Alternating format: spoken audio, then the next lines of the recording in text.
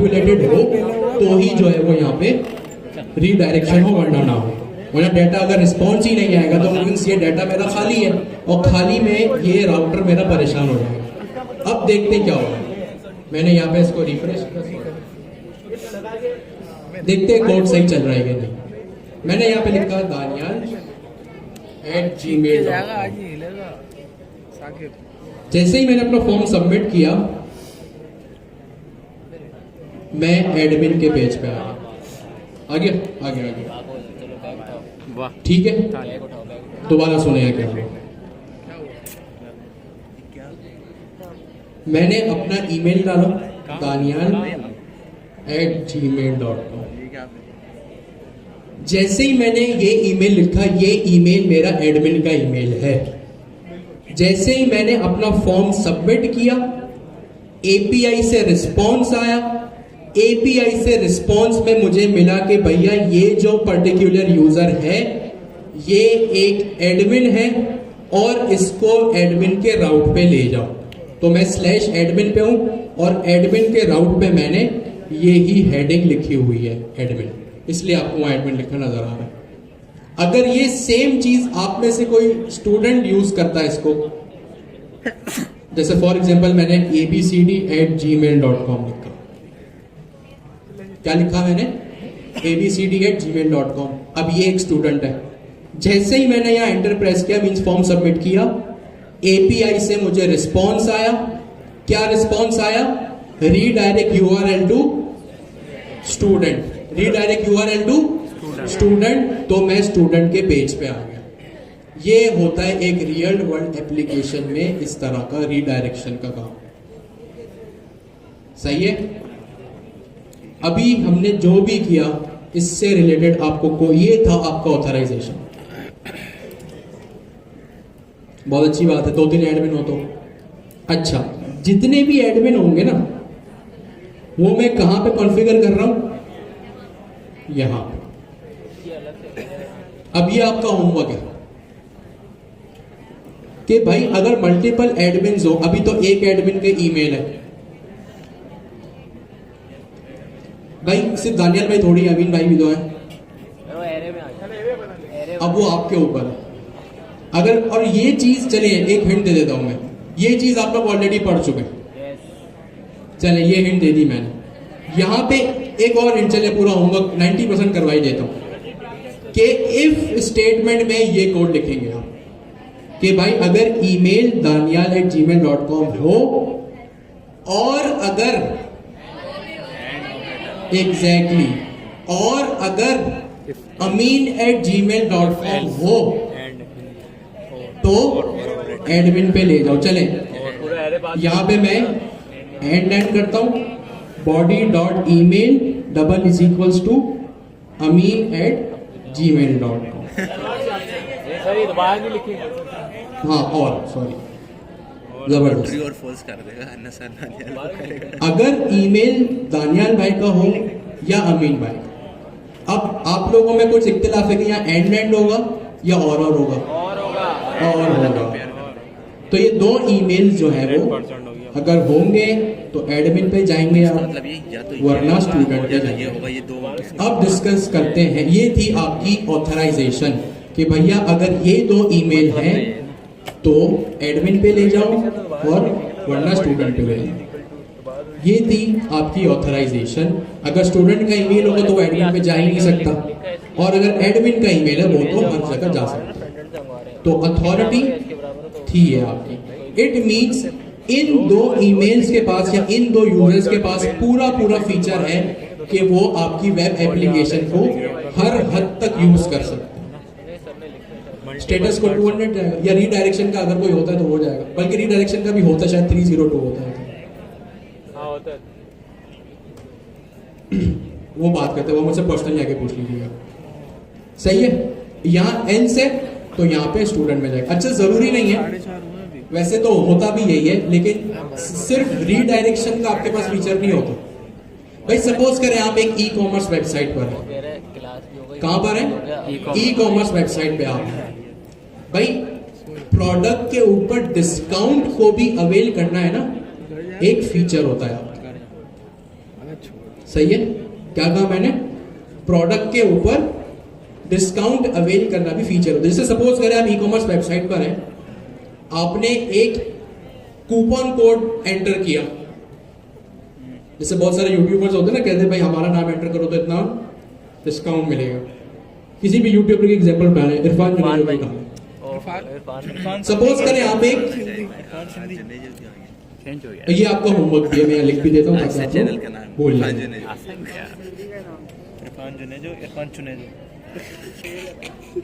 Homework में लिख लेते, चले आप लोग हैकाथॉन की प्रैक्टिस करें, या इसको हैकाथॉन की प्रैक्टिस भी आपको इसी से होकर गुजरेगी, देख लें आप लोग अपने हिसाब से। देखिए अब आप लोग क्या करें कि एक कूपन कोड अगर है, सही है, अगर वो कूपन कोड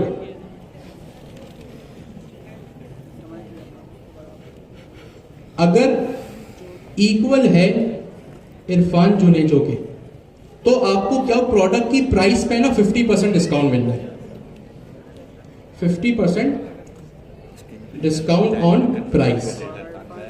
ये मैं एक फीचर बता रहा हूँ, ये मैं एक फीचर बता रहा हूँ कि भाई ये चीज भी हो सकती है, ये कहीं भी जा सकता है, ये आप प्रोडक्ट के नीचे भी लिख लें। अभी फिलहाल के लिए आप इसको यहीं पे इनपुट फील्ड में भी लिख सकते हैं कि भाई इनपुट फील्ड में, जैसे मैं यहाँ ईमेल लिख रहा था, आप ये जो बताए इरफान जुनेजो लिख लेंगे। अगर आप इरफान जुनेजो लिखेंगे तो प्राइस पे 50% डिस्काउंट होना चाहिए, वरना जो एक्चुअल प्राइस है उसी पे आप प्रोडक्ट खरीदेंगे। ये एक छोटा सा होमवर्क है। होमवर्क यहाँ अगर आप एनालाइज करें तो यहाँ हुआ भी है, बस आपको प्राइस मैनेज करनी है। अब ये प्राइस ई कॉमर्स आपके हैकाथॉन से रिलेटेड ही इसलिए मैंने दे दिया, देख लीजिएगा आप लोग, करें तो अच्छी बात है, नहीं करें तो बहुत बुरी बात है। अभी तो चार्जर से क्या करोगे? अजान हो जाए फिर हम डॉक्यूमेंट को डिस्कस। यहाँ पे अपना चार्जर लगाऊंगा। हाँ तो चार्जर मेरे नेक्स्ट जेएस की रेपो में सर अमीन ने एक जो है वो आपको हैकाथॉन का स्टेप ऐड किया, वही जो हमारी नेक्स्ट जेएस की रेपो है, लर्न नेक्स्ट जेएस। आप लोग आएंगे हैकाथॉन में, और इस हैकाथॉन में आने के बाद आपको सेकंड लास्ट स्टेप मिलेगा मार्केट प्लेस बिल्डर, और यहाँ पे एक पीडीएफ है। इस पीडीएफ को आप करेंगे इस आइकन से डाउनलोड, वो आइकन है वहां से डाउनलोड करेंगे, डाउनलोड हो जाएगी, और इस पीडीएफ को आप लोग खोल लेंगे। अब इस पीडीएफ में स्टेप्स है कि आप लोगों को हैकाथॉन किस चीज का मिलेगा। सबसे पहली चीज जो आप लोगों के टेम्पलेट्स हैं उसी से रिलेटेड हैकाथॉन वाले दिन या हैकाथॉन से एक दिन पहले आप लोगों को एपीआईज भी दी जाएंगे, सही है। हैकाथॉन से वाले दिन या हैकाथॉन से एक दिन पहले जो आप लोगों के टेम्पलेट नंबर है ना, किसी का 5 है, 6 है, 7 है, 1 है, उससे रिलेटेड आपको एक डॉक्यूमेंट मिलेगा जिसमें आपकी एपीआईज होंगी। तो उन एपीआईज को आपने यूज करना होगा। सबसे पहली बात तो डेटा आपका जो है वो वहीं से आएगा। उसके बाद आप इस पीडीएफ के जब स्टेप नंबर 4 में आएंगे ना, तो एक एक डॉक्यूमेंट मिलेगा आपको, प्रैक्टिस एपीआई डॉक्यूमेंटेशन, और इस एटलासियन के लिंक पे आप जाएंगे तो ये लिंक आपके पास ओपन हो जाएगा, सही है, ये लिंक आपके पास ओपन हो जाएगा। अब हैकाथॉन की प्रैक्टिस कैसे करनी है वो इस डॉक्यूमेंट में लिखा हुआ है, ठीक है। तो ये तो दो बातें क्लियर हो गई कि एक तो आपको एपीआईज मिलेंगी, और दूसरी बात ये लिंक आपको प्रैक्टिस के लिए मिला हुआ है। पेज नंबर 4 पे आप आएंगे इस पीडीएफ फाइल के, और यहाँ आपको प्रैक्टिस हैकाथॉन दिया हुआ है। जैसे यूआई यूएक्स भी आपको एक प्रैक्टिस टेम्पलेट मिला था, ये भी आपको एक प्रैक्टिस के लिए दिया गया। अब इसमें आप प्रैक्टिस क्या करेंगे, वो ये करेंगे कि देखिए आप लोगों के सामने ये बात तो है कि आप लोगों को जो टेम्पलेट्स मिले थे ना वो बहुत लंबे चौड़े हैं। अब उसमें बहुत सारे प्रोडक्ट्स हैं, अब बहुत सारे प्रोडक्ट्स आप एक एक करके इंजेक्ट करने बैठेंगे ना तो आपके 2-3 दिन निकल जाएंगे सिर्फ और सिर्फ प्रोजेक्ट को सैनिटी में लगाने के लिए। प्रोडक्ट्स को सिर्फ आप सैनिटी में भेजेंगे ना तो उसमें आपके 2-3 दिन निकल जाएंगे। तो सिर्फ और सिर्फ टाइम को सेव करने के लिए है ना हम इस डॉक्यूमेंट को फॉलो करें, ठीक है। सिर्फ और सिर्फ टाइम को सेव करने के लिए, आपका टाइम बचाने के लिए हम इस चीज को फॉलो कर रहे हैं। अब इसमें है क्या, ये डॉक्यूमेंट मैंने ही बनाया, क्योंकि जो प्रैक्टिस टेम्पलेट आपको मिला था वो मेरा ही दिया हुआ था और ये भी मैंने ही बनाया है। सब अच्छा, ये हम कर क्यों रहे हैं? बहुत सारे स्टूडेंट्स का सवाल है कि भाई अगर हमें किसी एपीआई पे ही जाना है, जो कि उनका सवाल वैलिड भी है, भाई अगर किसी एपीआई पे जाना है तो सिंपल एक फेच का हम फंक्शन लगा देंगे और उस फेच का फंक्शन जब हम लगाएंगे तो डाटा हमारे पास खुद ब खुद आ जाएगा। इसमें क्या हो रहा है कि आप दूसरी एपीआई का डाटा गेट करेंगे और अपने सैनिटी के सीएमएस में उसको भेजेंगे। क्या करेंगे? दूसरे की एपीआई का डाटा अपने पास गेट करेंगे और उसको सैनिटी में भेजेंगे। दूसरे की एपीआई का डाटा अगर गेट करना है तो काफी लोग ये पूछ रहे हैं भाई सैनिटी में हम क्यों गेट करें, डायरेक्ट कर लेते हैं। जैसे हमने बुक्स एपीआई को गेट किया, जेसन प्लेस होल्डर को गेट किया, दूसरे को भी कर लेते हैं। देखिए ये बात यहां पे लिखी हुई है जो मैंने हाईलाइट किया हुआ है, और ये चीज हमने पिछली क्लास में भी डिस्कस की थी कि जब किसी और की एपीआई का डाटा होता है ना तो आप रिस्ट्रिक्टेड होते हैं, पाबंद होते हैं सिर्फ और सिर्फ डाटा फेच करने के लिए। सही, ये बात हमने डिस्कस की थी। दूसरे की एपीआई को जब यूज करते हैं तो सिर्फ डाटा हम गेट करते हैं। व्हाट इफ अगर हमें नए प्रोडक्ट्स ऐड करने हो, डिलीट करने हो, उनकी प्राइस अपडेट करनी हो, वो तो हम दूसरे की एपीआई में कर ही नहीं सकते। तो इस पूरे प्रोसेस को करने के लिए हम ये काम करें कि डाटा दूसरे की एपीआई का है, डाटा दूसरे की एपीआई का, लेकिन जब वो सेम डेटा हम सैनिटी में मंगवा लेंगे ना तो सारा कंट्रोल हमारे पास आ जाएगा, क्योंकि सैनिटी डैशबोर्ड तो हमारा है। अब हम प्रोडक्ट ऐड करें, डिलीट करें, प्राइस अपडेट करें, पिक्चर चेंज करें, कुछ भी करें। अब दूसरे की एपीआई का डाटा अपने सैनिटी डैशबोर्ड में मंगवाने के लिए एक तो ये रीजन है कि पूरा कंट्रोल हमारे हाथ में आ जाए। दूसरा तरीका ये है, अगर कोई कंफ्यूज है तो इसको पढ़ ले। और ये किस तरह होगा, ये हर चीज मैंने यहां पे लिखी हुई है। सबसे पहले आप सेटअप करेंगे अपने प्रोजेक्ट को। सेटअप कैसे करेंगे? यहां मेरी गिटहब रेपोजिटरी में आप लोग जाएंगे, जो आप लोगों के पास है भी, और यहां पे एक सैनिटी माइग्रेशन नाम का एक फोल्डर है। सही है? इस सैनिटी माइग्रेशन को आप क्लोन करेंगे। अब क्लोन क्या होता है, कैसे होता है, हर चीज मैंने यहां पे स्क्रीनशॉट्स में डिफाइन कर दी है कि भाई गो टू कोड मींस इस कोड वाले बटन पे जाइए, इस यूआरएल को कॉपी करें। ये हर चीज जो है वो इस डॉक्यूमेंट में स्क्रीनशॉट्स के साथ और सादी अंग्रेजी में लिखी हुई है। जब आप इसको, सब चीज लिखी हुई है, आप इसको यूज करेंगे, जब आपके पास ये माइग्रेट हो जाएगा तो आप इसके एनवायरनमेंट वेरिएबल्स लगाएंगे। एनवायरनमेंट वेरिएबल्स क्या होते हैं आपको पता है कि आपकी, अच्छा, अब एनवायरनमेंट वेरिएबल्स कौन से और कब और कहां लगाने, ये भी यहां लिखा हुआ है कि जब आप एनवायरनमेंट वेरिएबल्स के ऐड करने के स्टेप पे पहुंचेंगे ना तो आप वो एनवायरनमेंट वेरिएबल्स ऐड करेंगे जो सैनिटी का प्रोजेक्ट आपने प्रैक्टिस हैकाथॉन में सेटअप किया। चार्जर निकाल लिया? सही है। वो ENV वेरिएबल्स आप सेट करेंगे जो ENV वेरिएबल्स आपने प्रैक्टिस हैकाथॉन में, जो सैनिटी आपने प्रैक्टिस हैकाथॉन में सेटअप किया। तो दो चीजें होंगी, यहां दो प्रोजेक्ट आप चलेंगे, एक और दोनों एक दूसरे से बिल्कुल अलग होंगे, एक साथ मत रखिएगा। दोनों एक दूसरे से अलग होंगे, एक साथ नहीं रखने। एक आप अलग ही जगह पे मेरी इस रेपोजिटरी को क्लोन करके स्टेप्स को फॉलो करेंगे जो यहां पे डॉक्यूमेंट में अटैच है, और एक प्रैक्टिस हैकाथॉन UI UX का जो आप लोगों ने 1 महीना पहले बनाया था उसमें सैनिटी सेटअप करनी होगी। सही है? एक मेरा सैनिटी का माइग्रेशन का प्रोजेक्ट होगा, एक मेरा जो है वो आप लोगों का जो है वो UI UX का प्रैक्टिस प्रोजेक्ट होगा Next.js का। हर टेम्पलेट की आप लोगों को अलग APIs मिलेंगे, आप लोगों को ऐसी बात है वही करना होगा जो आपका टेम्पलेट है। तो प्रैक्टिस हैकाथॉन में आपने जो सैनिटी सेटअप किया वो जाहिर सी बात है डाटा सैनिटी से आएगा, तो वहां पे भी सैनिटी सेटअप करना होगा। आपने वहां सैनिटी सेटअप कर लिया और वहां पे आपको कुछ ENV वेरिएबल्स मिलेंगे। उन ENV वेरिएबल्स को आप उठा के यहाँ पे जो आपका अलग जगह पे एक चल रहा होगा ना सैनिटी माइग्रेशन का प्रोजेक्ट, वहां पे आप रख देंगे।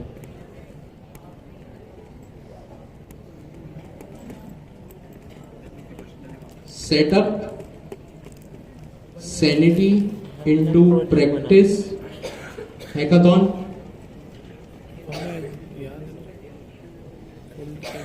Setup sanity migration. Sanity migration का वो प्रोजेक्ट है जो आप लोग क्लोन करेंगे मेरी रेपोजिटरी से जाके। Place the .env variables you got in the practice hackathon sanity setup. बस ये 3 लाइनों को सब के सब यहां जितने लोग बैठे नोट करें।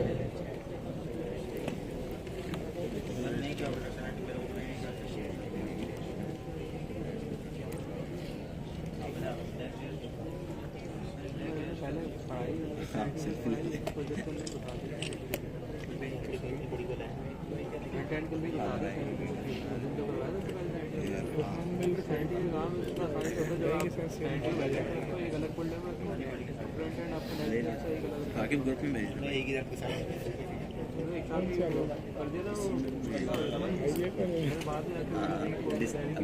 डीएक्टिवेट वाला। ठीक हो गया जी। ये 3 चीजों को आप फॉलो करेंगे और उसके बाद क्या कमांड चलानी है, क्या स्कीमा सेटअप करना है, ये हर चीज उस डॉक्यूमेंट में लिखी हुई है। ये नोट कर लिया सबने, कोई रह तो नहीं गया? जल्दी से इसको जो रह गया है वो नोट डाउन।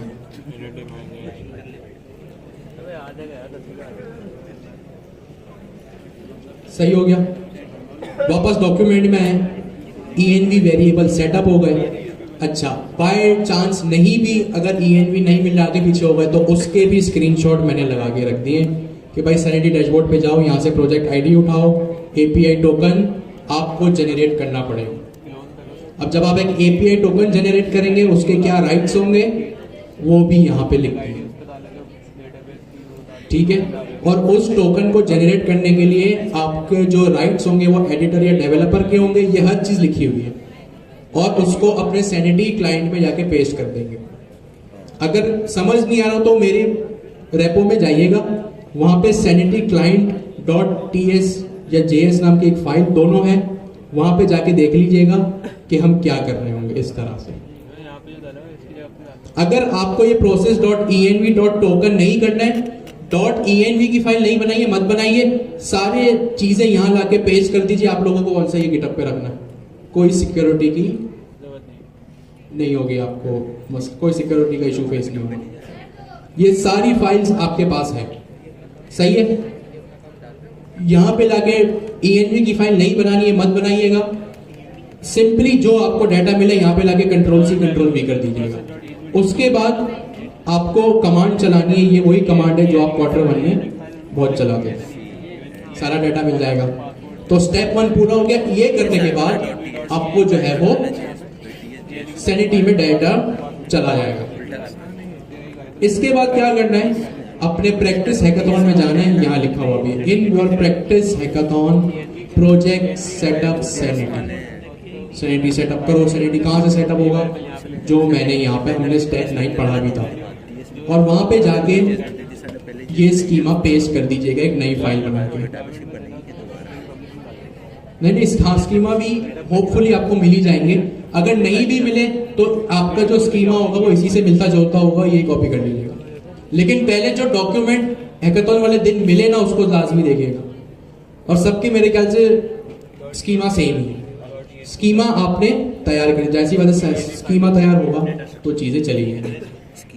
और यहाँ पे जब सब हो गया, स्कीमा भी हो गया, सैनिटी में डाटा भी आ गया, तो यहाँ पे जो है वो एक क्वेरी भी लिखी हुई है कि किस क्वेरी के थ्रू आप जो है वो डाटा गेट करेंगे। यहाँ पे एक चीज है एंड फीचर्ड इंडेक्स। अब यहाँ पे फीचर्ड उस वक्त आएगा आपको जो एपीआई का रिस्पॉन्स मिलेगा ना, वहां पे एक टैग नाम की एक फील्ड होगी।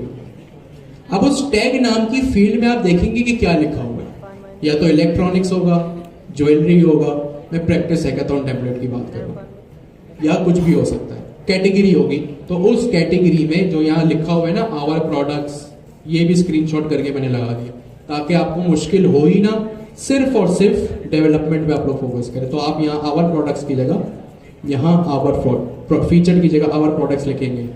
यहाँ पे दिस मंथ है, फीचरिंग है, जो भी है।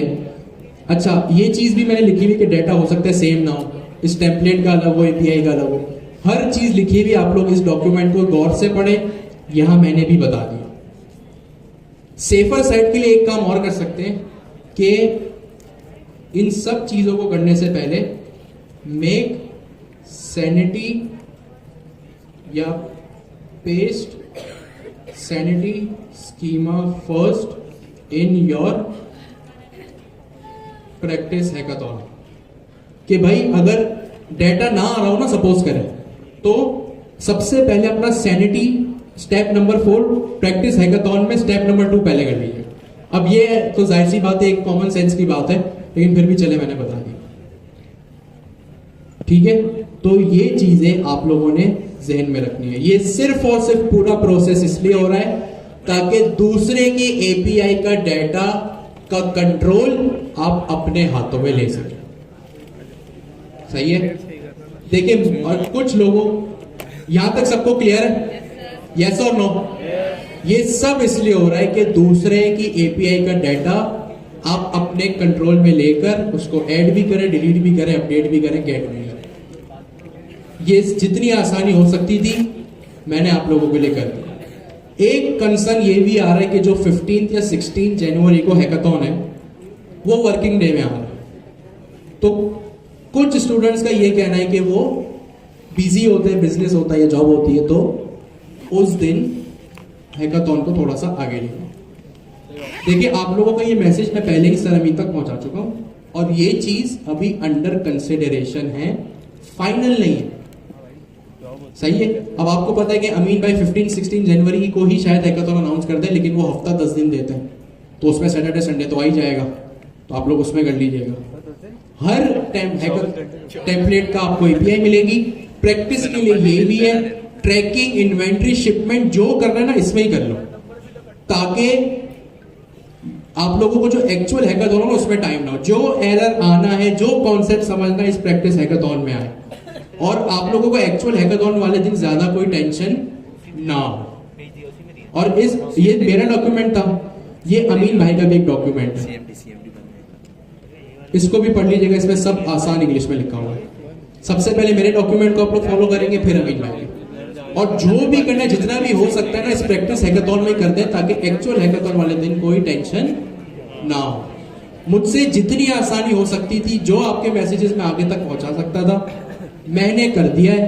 अब the ball is on your hand. आप अब अपने आप से सिंसियर होके, अपने आप से मुखलिस होके पढ़ाई करें, तो ये हैकाथॉन जो है वो आप लोगों को ज्यादा मुश्किल नहीं लगेगा। आज के लिए इतना काफी है। Thank you so much. अल्लाह हाफिज। किसी का कोई सवाल तो यहाँ पे। अस्सलाम वालेकुम दोस्तों, आज हम अपना व्लॉग स्टार्ट करते हैं, क्योंकि आज हमारा लगता है कि ये 15वां लास्ट क्लास हो। 16वां था, 15 था, 16वां क्लास था, तो हमें लग रहा है कि आज लास्ट हो। इसके बाद हमारा हैकाथॉन होगा, और उसके बाद मे भी क्लासेस हों और मे भी नहीं हो सकते क्योंकि एग्जाम होंगे। तो ये हमारे समीर भाई, आज़िब भाई, उज़ैर भाई, और ये हमारे साकिब भाई। तो हम जा रहे हैं अभी यहाँ से मार्की के अंदर, और यहाँ से अब हमारा क्लास तो खत्म हो गया, तो हम यहाँ से निकलेंगे बाहर की तरफ। तू अगर अभी मैं तेरे को तू ये डिस्कशन चल रहा है, देखें ये डिस्कशन कैसा चल रहा है, खतरनाक किस्म का डिस्कशन हमारा। और ये हम मार्की से जा रहे हैं, अभी रास्ते में क्लास से निकल रहे हैं। आज जैसे हमने ऑथेंटिकेशन पढ़ी, आज़िब क्या क्या पढ़ा आपने? ऑथेंटिकेशन एंड ऑथराइजेशन क्या होती है। अली जवाद ने माशाल्लाह बहुत अच्छा पढ़ा है, चीज़ें समझ आई और इंशाल्लाह उसकी प्रैक्टिस करेंगे घर जाकर रात में, क्योंकि अभी सफ़र शुरू होने वाला है। हाँ भाई साकिब भाई क्या पढ़ा है आपने? आज हमने यूज रैफ पढ़ा, ठीक है, यूज स्टेट की जगह पे यूज रेफ भी यूज होता रैफ है। भी यूज हो सकता है और बहुत सारी चीज़ें थी, ऑथेंटिकेशन पढ़ी और भी बहुत सारी चीज़ें। तो ये आप गवर्नर हाउस देख सकते हैं। तो इस तरह हम जा रहे हैं अभी, तो यहीं पे हमारा क्लास भी खत्म हो गया, अभी सफ़र रवाना होगा हैदराबाद की तरफ। आपका तो भाई ये हमारे भाई अब्दुल सलाम भाई हैं, ये हमारे सीनियर स्टूडेंट होने वाले थे लेकिन पता नहीं कुछ गलत चांसेस की वजह से रुक गए। चले अल्लाह बेहतर करेगा सलाम भाई, हम दुआ करेंगे आप हो जाए इंशाल्लाह। तो अभी हम जाने की कोशिश कर रहे हैं।